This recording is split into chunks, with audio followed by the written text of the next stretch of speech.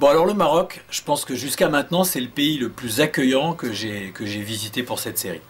Les gens sont incroyablement accueillants. Ils veulent que tu viennes chez eux. Voilà. Tout le temps. Pratiquement tous. Énormément. Et du coup, moi, j'avais un problème qui était l'inverse de celui que j'ai d'habitude. C'est pas que je cherchais quelqu'un qui m'accueille.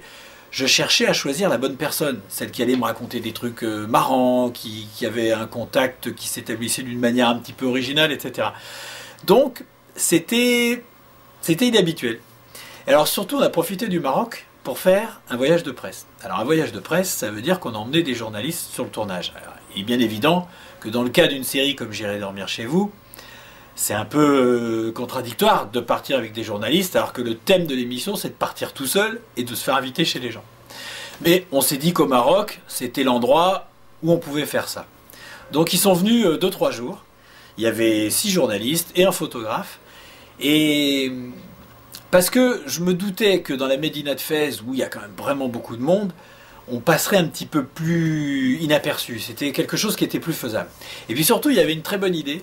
C'était qu'on a distribué à chaque journaliste un écouteur et qui lui permet d'écouter à distance ce que je disais aux gens.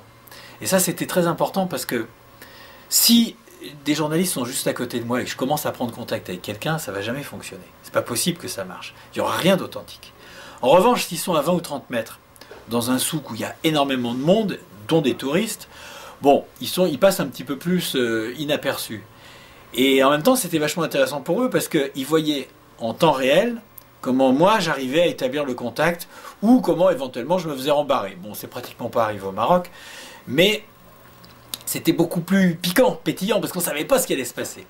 Et alors, ce qui est montré dans les bonus, mais qui n'est pas dit dans le film, c'est que Abdelkader, le vendeur de cocotte minute, en fait, il était tellement sympa. Puis il avait commencé à se douter qu'il y avait du monde, parce que 10 personnes qui restent à 30 mètres, ça finit quand même par se repérer. En fait, il a invité tout le monde. Enfin, j'ai un peu demandé. Mais il a accepté que tout le monde vienne boire le thé chez lui. Et on a passé 2 heures vachement sympa à boire le thé. On avait amené plein de gâteaux. Enfin bon, très sympa. Et puis moi, parce qu'il fallait quand même que je fasse mon film, j'ai attendu que les journalistes repartent. Et puis je suis retourné chez lui, puisque j'avais une vraie rencontre. Et là, je suis allé réellement dormir chez lui, dîner chez lui.